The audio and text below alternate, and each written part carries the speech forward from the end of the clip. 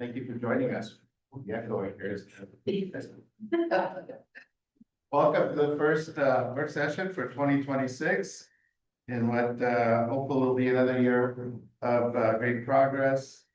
And a year of serving people and giving them amazing opportunities and building one of Iowa's most premier communities. So welcome. And our first item on the agenda for this evening is a presentation on the ARPA results and future reinvestment pilot program in Great West. Good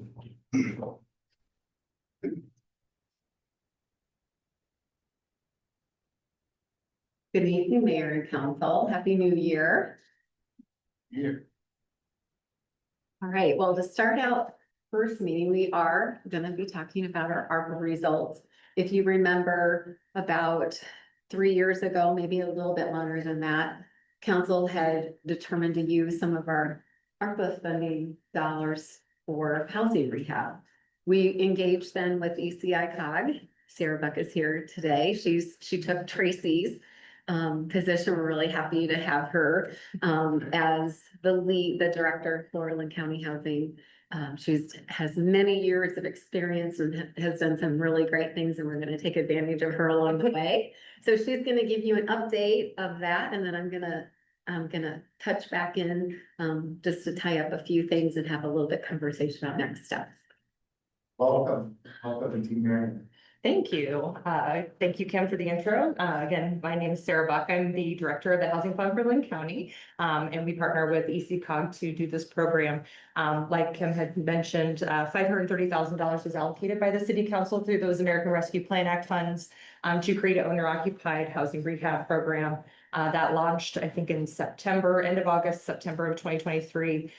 Tracy did provide a update to City Council in December of 24, showing that $312,500 had already been expended within a little over that first year of that calendar year. So that core mission of the program is really just using strategic reinvestment in Marion's low and moderate income housing areas, really to lift those neighborhoods up. Providing strategic outreach. We did a windshield study that confirmed that 43% or 176 units within that low to moderate income neighborhood required major repairs. And then strategic alignment, so it utilizes Marion's 2022 housing study, directly aligns with Marion 2045 comprehensive plan, the mandate to address systems and equity and build accessible communities where people of all cultures and identities can thrive. So qualifications and market context, the target households that we are serving are below 80% of the area median income, and that is really dependent on the number of persons in the household, which you can see that chart there. But really the reality here is that new construction is averaging $450,000. So it's very important that we are preserving that existing housing stock and reinvesting where we can. Strategic alignment, addressing the plan's housing goal to analyze and ensure varied housing options exist for residents at all different income levels is the goal. So current progress, 23 projects have been completed. We have 3 projects that are underway that should be completed here shortly. We've expended $475,959 in total reinvestment. The remaining dollars then will be expended within the next month or two. Average cost per home, $18,238. Really just demonstrating the high efficiency of this program and stabilizing the neighborhood. Strategic focus, neighborhood stabilization. So targeting core neighborhoods, 23% of single family units are rentals. And so just really making sure that we are reinvesting in that housing stock to maintain those homes and address any maintenance issues and try to ensure that there are opportunities for homeownership in those areas. So photos, we all love photos. Here's some photos of before and after. The top is the before, bottom is after. So we have 11 projects that received siding, 17 received window replacement. So 160 windows were replaced in this program total. 2 foundation projects, it really just gives that visual exterior and structural uplift. Aging in place, so 11 projects received accessibility, whether it was sidewalk repair, deck repair, stair repair, or ramp. Again, just supports that city's vision of an inclusive community, preserves the dignity for all people. 6 projects received HVAC repair replacement, 2 had roof repair replacement. Every single project so far has received exterior door replacements, and then 3 projects also had drainage repair or installation. So really just looking at some of those exterior projects there, you can see the difference. And then I'll turn it back over to Kim. Thank you. One of the things that I just wanted to highlight that Sarah did not mention is that we actually had 36 applications that we weren't able to do all of them, and we had to cut it off at 36 applications. I'm sure if we didn't have a cutoff date, we would have had even more applicants to take a look at. So there's just in general, there's a huge need for something like rehab. With that being said, I think one of the other things that is really important as we think about our housing at all levels, when we go back and we look at our housing study, we have just, big picture of all, whether it's rental or single family occupied. When we did our study in 2022, we had a need for almost 2,000 units. Like I said, that's a mix between rental and single family, mixed use, that type of thing, condos, townhouses, all of those. But again, it's a significant need, and we haven't even just single family housing with the houses that have been built. We still have 1,000 homes, 1,000 units to meet our 2030 designation that was shared in that study. Along with that, our comp plan also talked about the need for housing. More specifically, the establishing a sustainable life cycle of neighborhoods and housing that would protect our tax base and preserve the dignity of all individuals, all incomes, at all levels. So with that, I think when we did our tour a couple weeks ago, you got to see some of the area. Specifically with our housing rehab, we focused in our low to moderate income area. We did focus more so, we saw just in what we were talking about is more in that from 7th Avenue and then head south from there. So there was about 400 homes that we studied. ECICOG helped do that study. And that's where the challenge that we're seeing, and you got to see that as we were driving around a couple weeks ago, that we have about 43% of those homes had major repairs that were needed, from windows to roof, to sidewalk, to whatever it might, and that was just on the outside. With that, then the risk that we have in this area too is that most of those homes were built in 1970 or older. So we have a lot of aging housing stock. One of the core tenets of our comprehensive plan is to preserve the neighborhood vitality, and what are our goals to establish that along the way. So with that, we took, some of you heard me say during the tour, you can either look at it as our 3 pillars, or you can look at it as the 3-legged stool. Here, we're calling it the preservation. That's what we did with housing rehab. There's more of that to do.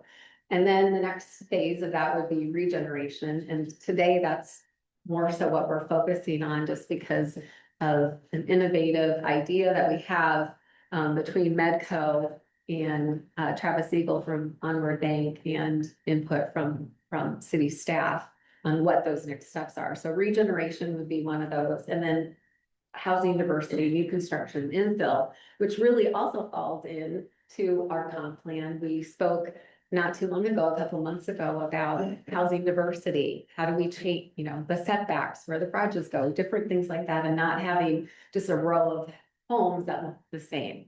So all of this really falls into the work that we've been doing and the conversations that we have had over the past 3 years, at least as long as I've been here anyway. So with that, with the preservation, as I said, that is our challenge right now. Sometimes we call it fiscal erosion, because as we're seeing a lot of these homes become rental homes versus being occupied by single, owner occupied. So there's some strategies that we can work on through that. One of the other things is the price barrier right now. Just looking at, an average home in Marion, new construction sells for about $450,000, while resale of a home is that average range about $300,000, $282,000. The price range, when we're thinking about workforce housing, that's another data point for us, working with Medco, and when they go out and do their synchronous visits and talk to the business community. What are you lacking? Not so much employees, but lacking the housing for those employees to live in. So this is what we're calling the missing rung, that affordable housing gap. So when you're thinking about affordable housing, that's really somewhere between that 160 to that a little over 200,000. And this area we're talking about is really that prime housing, that if we could lift that up along the way, that is that sustainable housing. Medco has a presentation that we are going to present with Debbie Durham. And I'll talk a little bit more about the dates of when that will happen and what that will look like. We are seeking, I should say, Medco is seeking $1.5 million in capital. Seed capital, like I said, this is an innovative idea. This would be a pilot program. So this is something that we would be pitching. This is something new. It's not something that others have gone to her and asked for. But if we can provide her with all of the data points that we have, what we've been doing, we've also asked Sarah Buck to be a part of that. She has, as I mentioned earlier, she's been greatly involved in housing rehab, additional housing stock along the way. So she'll be a great asset for us to have when we visit with Debbie about this pilot program. The council tour, I think, in listening to your questions and comments that you made along the way, that you identified the challenges that we were seeing. I think the results that we've had in our housing rehab program, when you think about what adds to the structure, the value of the home, it is that foundation, it is the sidewalks, it is that siding, all of those different things that really make a difference, help with efficiencies. When you think about HVAC systems, how that helps reduce utility costs, which keeps people in their homes at an affordable cost. So there's lots of things that go into that. By scaling, going from the rehab to regeneration, and then along with the diversity of housing, I really do believe that this is what will stabilize our neighborhoods, protect that tax base, and then fulfill the commitment that we have to our residents, current and new residents, to the city of Marion. Our next steps then would be letter of support, engaging or encouraging Medco with Iowa Economic Development request for that $1.5 million a pilot program to start. And then, of course, we will be meeting with Debbie on February 4th, which we're all really excited about. That is something with the housing conference that we had not too long ago, later this summer. One of the things she said, you got an idea, bring it to me. Let me see what that looks like. So we are definitely going to take her up on that opportunity to be able to do that. And then as we go along and we learn more and have those conversations, and staff and Medco will continue to keep mayor and council up to date with what that project could look like in the future. Thanks, Kevin. Very good questions. Yeah. Any questions for me? Questions? Go ahead, Steve. Yeah, Kim, certainly all of this represents a significant need throughout the community. We've got a little bit of a proven track record here with that identified the need and the success. The one aspect of this I didn't hear any mention of is the multiplicity effect. In other words, if you fix up, I think Nick has referred to this in the past, maybe not with that word, but if you fix up one house in the neighborhood, others will follow. Right. And so to that benefit, I don't know what can be attached to that. So if we're gonna ask for $1.5 million, we can say this is gonna benefit the community by $4.5 million. I don't know what that multiplicity factor is, but there's some aspect to that additional benefit besides just the immediate homes that we would be benefiting. So I don't know, is there anything out there, any study that identifies what that might be? Well, even with the houses that we've assisted, we've seen a reverting effect or a residual effect in the neighborhood where it incented others to.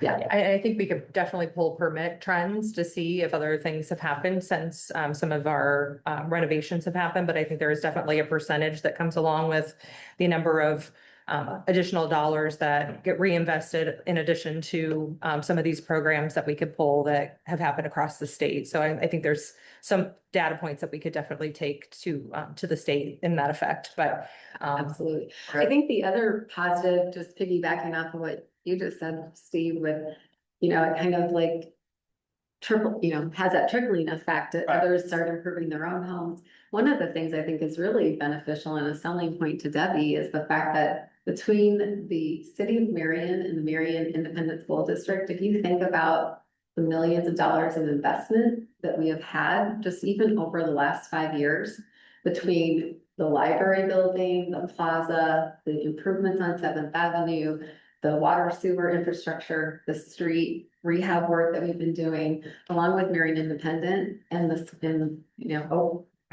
new school and the investment that they have, when you calculate all of that, that is over $100 million just between two organizations. So when we are reinvesting, that is a very positive perception for Debbie and her team to see how we've invested in this part of our community and how everything is within 15 minutes. Really, when you think about the areas that we're focusing on, that 15-minute walkability, it's huge. It's huge.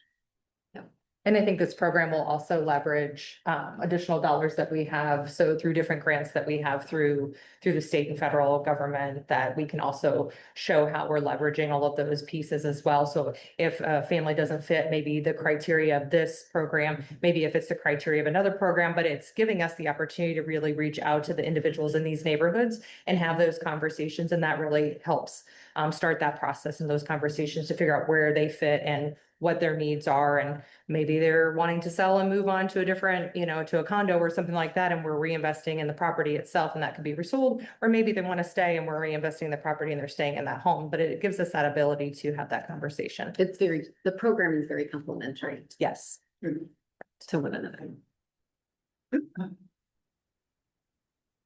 Did I understand correctly that there has been some investment through the sourcing that was applied to Brentwood properties? In the overall utilization of monies over the last year, some beneficiaries were rental properties, is that right? These are all owner occupied. Yeah, okay, owner occupied. Well, I think my question, so I wanted this kind of make sure I was focused on the right group. Yes. So my question is, the investment is made, the improvement is realized. Is there any, I need to ask this the right way, is there any mechanism by which the investment is protected so that we don't lapse back into the condition that was in fact corrected? I believe there's a lien that's placed on the property for a certain number of years and I don't have is it 5 years? Okay, thank you. So I apologize being brought in at the tail end of this program and trying to remember this one and with everything else that we're doing as well. But yeah, so we put a lien on the property for the 5 years and that really protects that investment so that if a homeowner were to come in and get all of these reinvestments and then sell the property, that we would have an access to any capital that they would be receiving on the property. But it is protecting over that 5 year period, and then the lien gets released at the end of the period. Okay, thanks, I responded to my question. So that kind of, your question kind of spurred, I thought you were asking a different question. I thought you were asking, as far as like, say, a roof gets replaced, is there anything for continuing maintenance for the long term? Because obviously, if there was issues with the home, that could be because of no maintenance and it's fixed with this money, but then again, no maintenance, it's going to go back into disrepair. So I thought that's what you were asking. And so I don't think, I would assume there's nothing looks like that. Correct. Correct. And we do try to provide, like, we meet with the homeowners and have conversations about the maintenance and needs. And so we're having those conversations with them, but it's not, it's not as far as having a class or something like that. But we do have those as resources if people are interested, that they could reach out and attend homeownership maintenance class. Is that something that potentially might need to be mandatory with this type of thing? Certainly something to consider, Yeah. for sure. I think where it's hard is that when you have people on fixed incomes, like, I think no matter what good intentions they may have, it may just become an issue where they just can't afford to do that maintenance. Calvin? Question is, what would be learned from previous phase and, what corrections do you think, will take place? I think doing additional outreach to contractors would be something that we would definitely want to look into. I think it is difficult with, the amount of contractors that are kind of willing to do this work right now that we've been able to find willing to do this work has been difficult. I know that's across the board we worked with. I previously worked at the city of Cedar Rapids and Housing Services, and it was always a challenge for them with their CDBG dollars to find contractors too. But I am also on the Affordable Housing Commission for the city of Cedar Rapids, and one of the pillars is development that I serve on. And I was a staff liaison for that commission before I left the city. But that is something that is a continued conversation, is how do we bring students that are going through Kirkwood through the construction programs and then get them interested in bidding these types of projects. So I think just trying to figure out how creating a larger base of contractors in the beginning of a project would be essential for making sure that we have success. Calvin, I think the other thing that we also learned was there's a greater need out there than what we first thought. So I think that's the other, positive and negative side of things, is that there is a great need and will continue to be over the next few years. I think it's going to be even a greater need. Thank you. Quick comment and then question. Just piggyback on some of the comments made earlier, quality of life investment. Here in Marion, I think that has put Marion in a unique position in the state of Iowa to also be used in this realm of like affordable housing, providing things.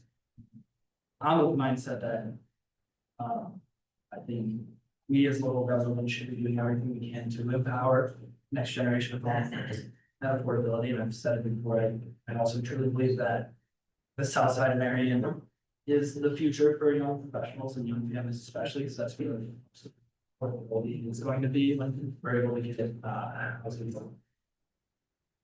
into owner occupied hands, whether it's rentals turning into owner occupied or just people selling to the next generation. But so I'm really excited to see these next steps move forward, and I personally believe that we should be kind of as aggressive as we can be. My question though, with the request for 1.5 million, where does that specific number come from? Why 1.5 million? Is that tied to a certain number of projects tied to this seed capital, or is It is. I apologize. I do not have those numbers in front of me tonight, but those are numbers that Mark from Medco and Travis Eagle had put together based on what Medco's goals are, and then what Onward Bank feels that they could also accomplish in that period of time. And I can share those with you when I get my fingers on it. Yeah, good question. Thank you. Anyone else? Okay. So the only thing I have is really just wanting to understand if everyone is okay with us moving forward with a letter of support and continuing on the engagement with that term at Iowa Economic Development. Do you think there is a matching requirement for this? I think that there would be, with it being a new project, an innovative project. I think that there is that match. Sometimes when we think about housing rehab, sometimes when CDBG dollars were available at the federal level, lots of times we would look at it 10 to 20%. There would be a lot of more detail that will come with us as we go along the way, but I think it's a safe assumption that there would be some type of match. So thanks for all the work on this. When we were awarded the ARPA dollars, this program was the very first thought that entered my mind, how we could use that money. And it's really great to see how it's been put to use. And, in our comprehensive plan update, we talked about, not affordable housing, but attainable housing. And I think it's a really appropriate term that we have housing that is attainable, not for all socioeconomic levels in our community. That people can find the right housing for their, that they can afford and, for their needs, in our community, so that everyone has an opportunity to enjoy all the great things that are happening here. I also think that, since our affordable housing stock is the older neighborhoods, and it happens to be in the core or around the core, preserving that housing stock is not only good for the people who would potentially live there, but also for the core of our community, the business core, to have these intact neighborhoods with people living in and around the core that can support those businesses and enjoy all that is available in our central business district. So it really has impacts in many different angles. So it's really glad to see that it's going well and that we're working on expanding. Thank you so much. Thank you. Thank you.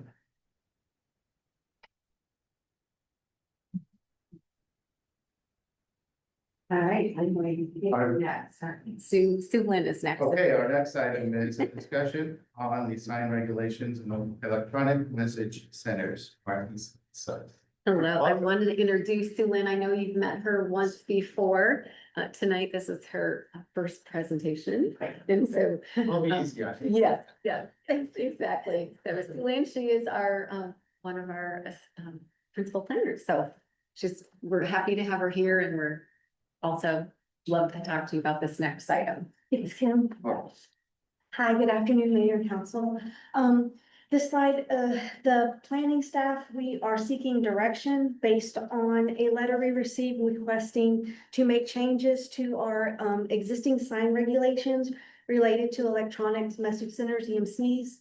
The requested change would be made as a text amendment to the existing sign regulations. Here on this slide,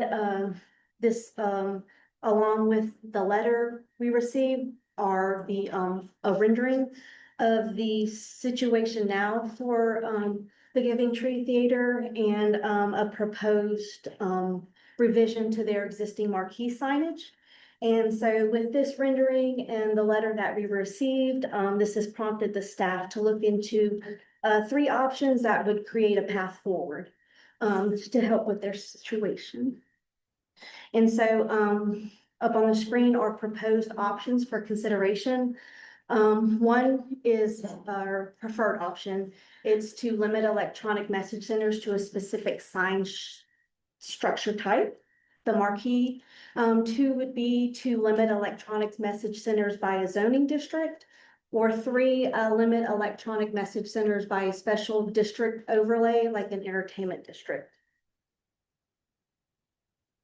Okay, here for our preferred option, we have shown pictures to give you an idea of places that did update their marquee signage. So these were taken for sister city, Cedar Rapids. And you can see the Paramount, there's the before the upgrade where they would go in and change the lettering out. And then below, they kept the top part and then just changed the bottom part to an electronic message center. And then the theater Cedar Rapids did the same thing, but to the top. They kept the bottom and then made the top the electronic message center. Here, option 2 would be to limit the electronic message center by zoning districts. And here, this is a visual to show you the zoning district that is involved in the central corridor district, type of signings that are permitted with option 2, that could be permitted with option 2. And then option 3, this is the limited electronic message centers by a special overlay district, and we're just calling this the entertainment district. And this would just show you that it would still be in the central corridor district, but to a limited area. The parcels involved are the ones in green. And then again, the visual for the type of signage that would be permitted with option 3. And then one last time, just to reiterate, that listed here are the 3 options, and factors to consider were the current zoning regulations, the comprehensive plan, the current zoning districts and keeping the historic character of Uptown is something that all these factors that we want to take into consideration with y'all's direction.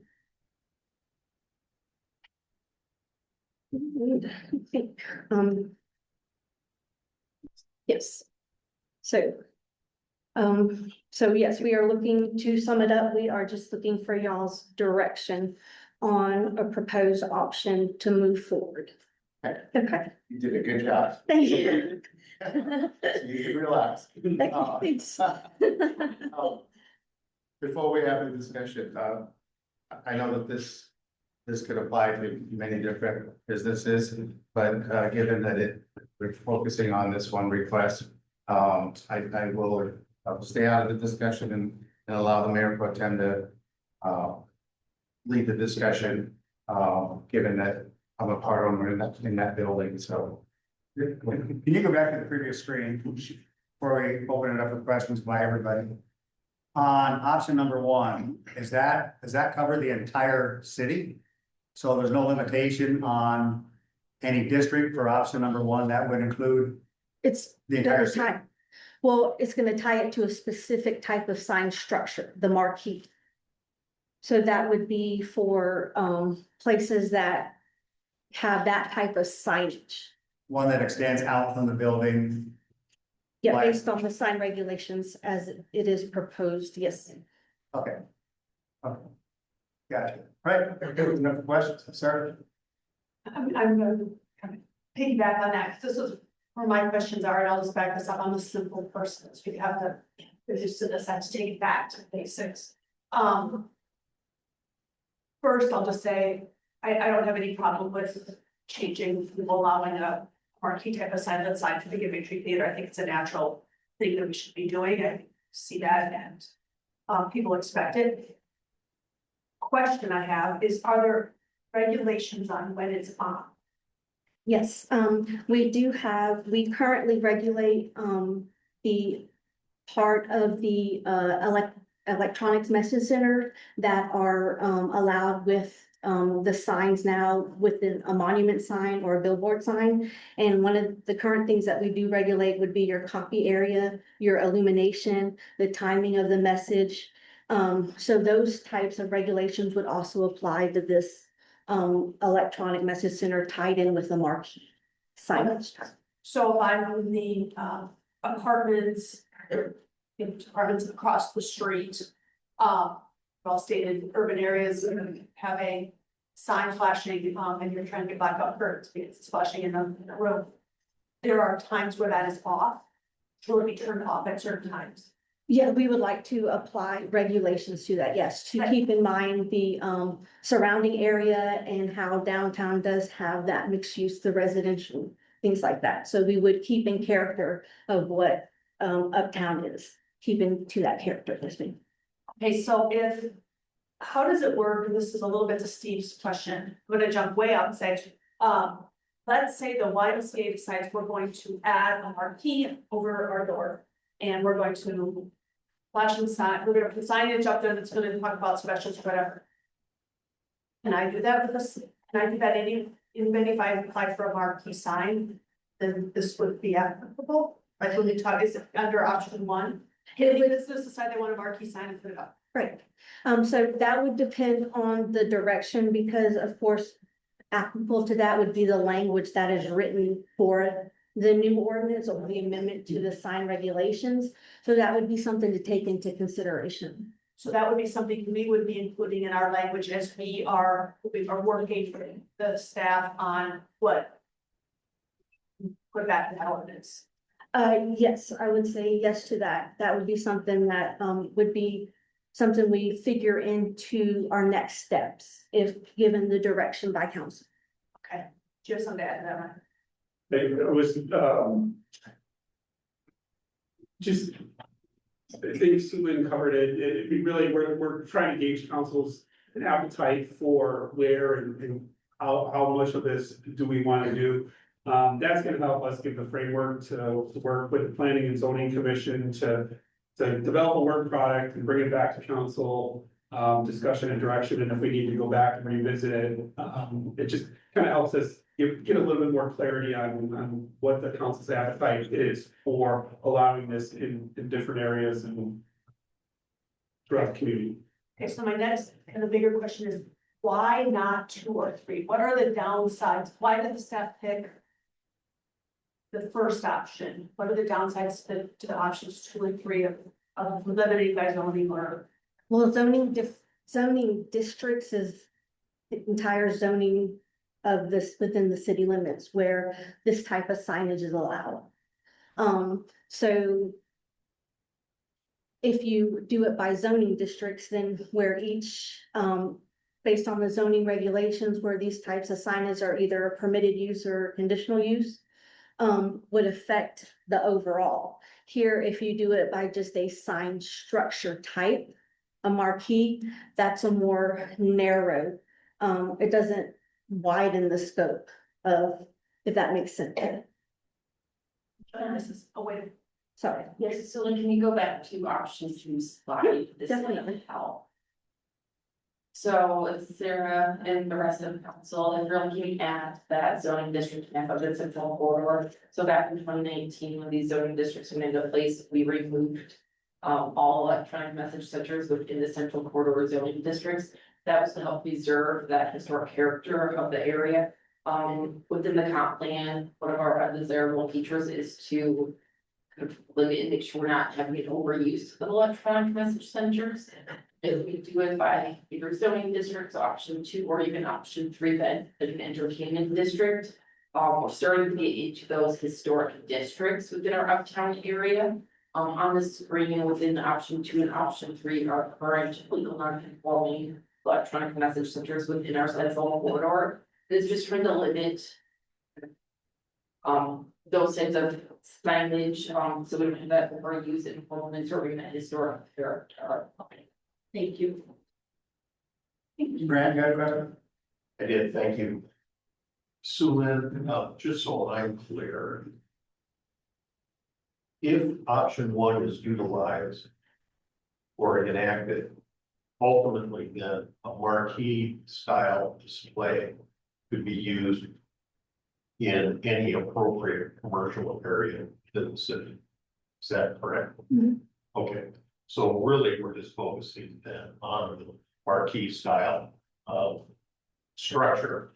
Yes, sir. The only concern that I have with any of this is what kind of attractive nuisance is this, maybe that's the wrong phrase. What kind of distracting nuisance does the luminosity or the brightness of the display cause for vehicular traffic? And I've seen some displays, marquee displays that are very sophisticated and they can have very bright flashing kind of action on them that announces then the message that comes up on the display. And I am concerned just about driver distraction based on what might be on the display. So I don't know where that fits into anything. I think option 1 is fine from my perspective. I was just more concerned about the visual intrusion that might be of concern at some point. So that is definitely something that we can look into. You can then put conditions based on the approval of electronic message center with a marquee is allowed with these conditions, and then state those conditions for that type of illumination, the display, like 3, 5, 8 seconds, between each mentions, things like that. We can look more into that and then see how that could apply to any conditions. Thank you. Yeah, just a comment that I support option when doing it by marquees and communities involved inside of even though I have small towns, like their cities are using marquees. I think it's good for our Twin culture community in Marion to have this because I think right now driving past what I call an animal marquee, physical, non-digital marquee, it's harder for folks to pay attention to that.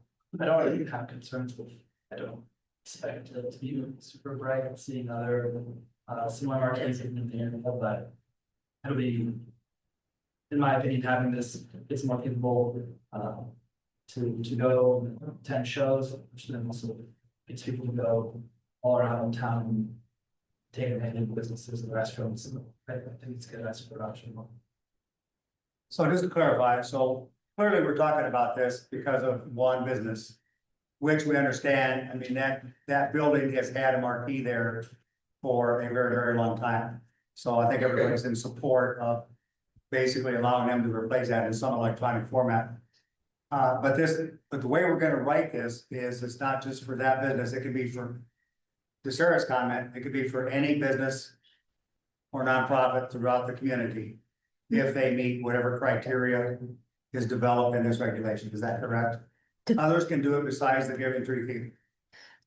It depends on what option, we're directed towards. The one that the staff prefers, you are given that to a specific sign structure type. So it wouldn't Okay. just be Yeah. any type of signage type. Mhm, But you And- talked about the YMCA, if they wanted to put up a marquee, correct. they could do so. If it's allowed in that zoning district, yes, sir, according to the way how this moves forward. Okay, so more discussion. Mhm. I do also agree with Grant's comment, and I made this comment to Ryan yesterday as well. I think once you go electronic, if it's gonna be more, I'm more in favor of static messaging. Not to have all the cartoons and shows and everything else that you can do with the electronics today, that's a driver distraction, and I'm not in favor of, so.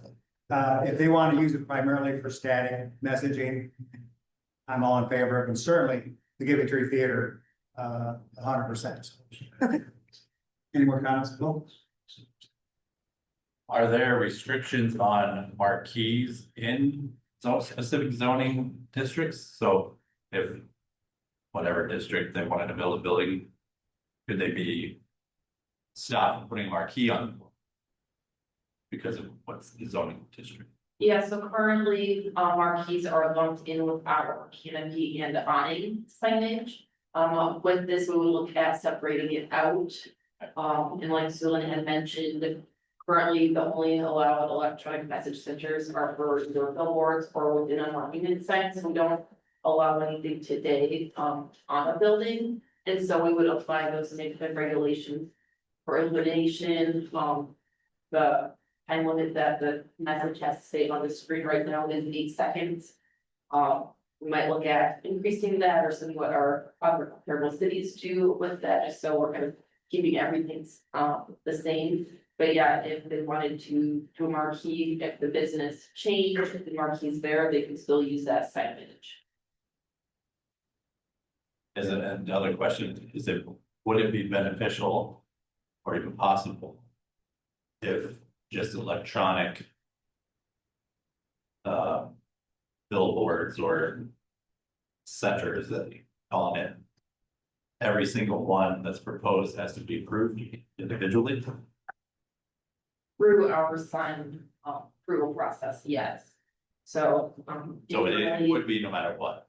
Internally, city Okay. staff, that every single sign permit, Well, I wasn't meaning staff, I was meaning Oh. council. no council would not, yeah. So this would is- it be beneficial?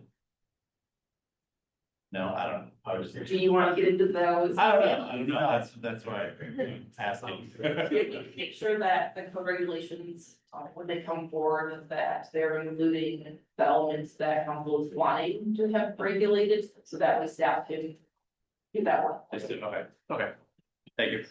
All right, any more comments or questions? All right, thank you so much. We'll move the meeting back to the mayor.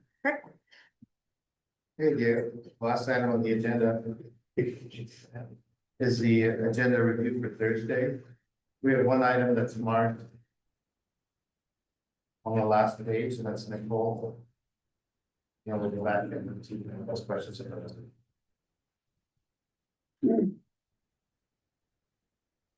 Good evening, Mayor and City Council. Getting used to the mic here. So it's on for Thursday. We have a public hearing regarding 344 9th Street. This is a project that is related to the Carriage Forum project That project was approved back in 2020. So we just wanted to give awareness that on Thursday, we will be having a public hearing regarding this request. Specifically for the land use amendment, as well as a rezoning request for this. Depending on how that conversation goes on Thursday and what council decides, if approved, we wanted to make sure that you were aware that there's some additional steps that would come forward in the future. That would include a final plat. That would also include a revised or an updated preliminary and final site development plan. Within those plans, we'd have more details regarding parking, landscaping, the site layout, things like that. But on Thursday, as part of our public hearing, we will have some draft concepts of that site layout and of the architectural design standards. We just kind of wanted to give that heads up. I'm gonna see if there's any questions prior to that public hearing. Questions? Yes, go ahead. Nicole, do we have any indication that this is a more active project? It's been in dormancy for several years, so is there any indication beyond what we're gonna be talking about Thursday that this is gonna become more of an active project? I would say it is becoming more of an active project. I know, city staff has been having more of a regular meeting with the development group with this. So with that, I would say we haven't necessarily had that previously. So I would say in that sense, we are moving more towards an active project with this. Anyone else? Yes, Nicole. Okay, anyone have any questions on any other item on the agenda that we need to discuss before Thursday? Questions?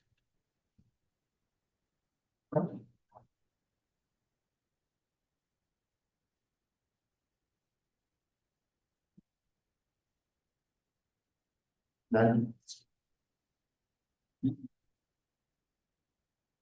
Okay, that brings us to the conclusion of the work session. Thank you for joining us, and we'll see you on Thursday. Since Thursday. So this is the,